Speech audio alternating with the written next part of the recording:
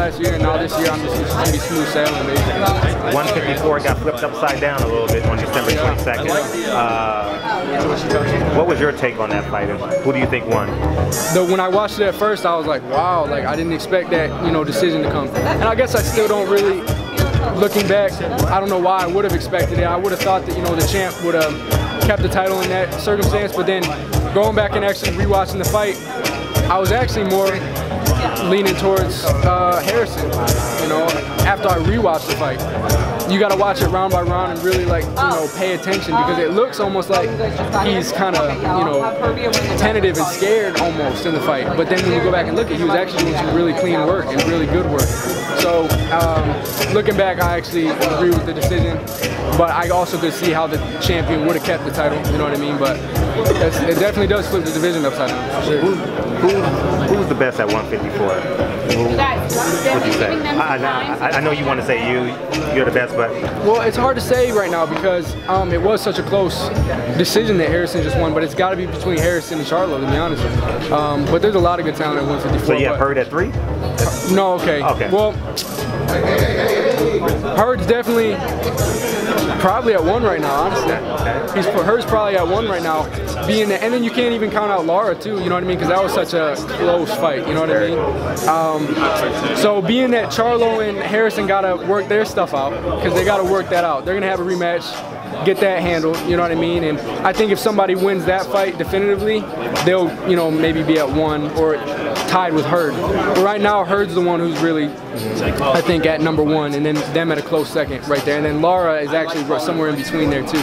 You know what I mean? Because even though he came off a loss, I kind of thought he won that fight at the same time. You know what I mean? So, Joey, there's also Jaime Munguia at 154. Where does he kind of forget about him because he's not with our team. You know what I mean? But no, he's good, man. He's good. I think that he's over there on a different, like Errol says, that he's on the different side of the street right now. You know what I mean? So he'll probably move, I bet they move him up to 160 to get him working with more of the Golden Boy and Triple G, type people over there in design and stuff like that. I don't even see him coming over and mixing with us until the money's really there, you know what I mean? But as of right now, he'll stay over there on that side. But he's real good. He's a good fighter, you know what I mean? He's strong. I would say he's real strong, you know what I mean? In a big 154.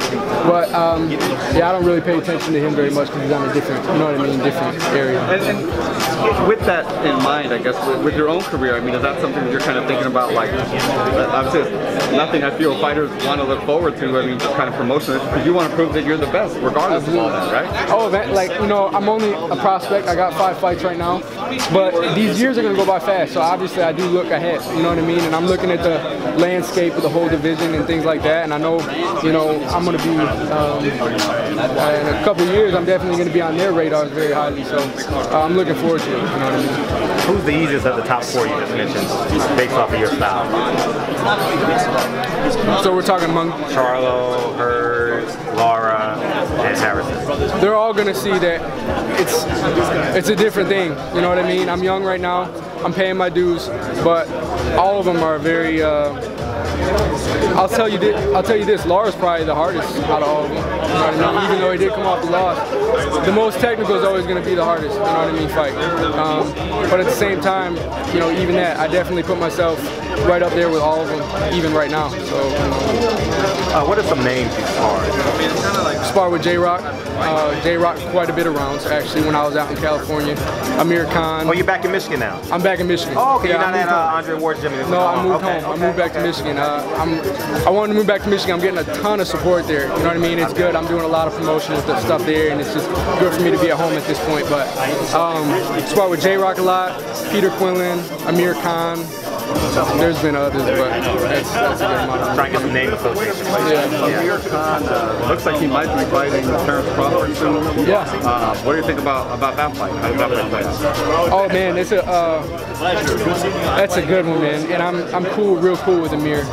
Amir's really slept on in his division, honestly. I look at the disrespect he gets, and I understand it in some ways. Some maybe was brought upon with the layoff and maybe the Canelo fight, maybe some bad decisions in his career. like as far as fights and things like that. But he's got underrated skill and speed, and honestly, he's gonna be a hard fight for anybody, especially Terence coming up in the new weight class.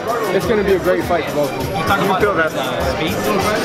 Oh man, dude, that's the thing. That was what was great about me sparring with him, because you don't really get that much speed from anybody else, you know what I mean? So being in the ring with him, and what people don't really know about me yet is I do have, I lean towards being a defensive fighter, but you guys haven't really seen that yet, just being with the type of fights I've been in so far. It's just been more like knockouts, quick knockouts and things. But being able to use my defense against his speed, and it's just a different type of timing that you got to adjust to. So that was really good for my young career, you know what I mean? Now, J-Rock is, so I'm assuming that you train with J-Rock out at Snack. Yeah. Can you talk about Snack, because I've been real skeptical of him. Just explain Snack overall and what the hell goes on in there. Well, I'm not affiliated with Snack as far as actually I never really trained out of that gym, but I went when he had camp, so I'd be his sparring partner. But I mean, I've been there a lot of good people. I mean, I don't know about all the other stuff, the allegations and things like that. I couldn't really say. I don't think J-Rock's part of any stuff that has gone on in that, facility or anything like that, and I know them pretty well, so I wouldn't say that I would pass that on to any of them, you know what I mean? Jeoy, what do you feel about Spence versus Garcia? Spence versus Mike. Oh man, I'm a big fan of both. Spence is probably my favorite welterweight. He is my favorite welterweight probably. Him and Sean Porter are my favorite welterweights. But Spence, compared to Mikey, I think he's just too big, because they're pretty equal in skill, you know what I mean? But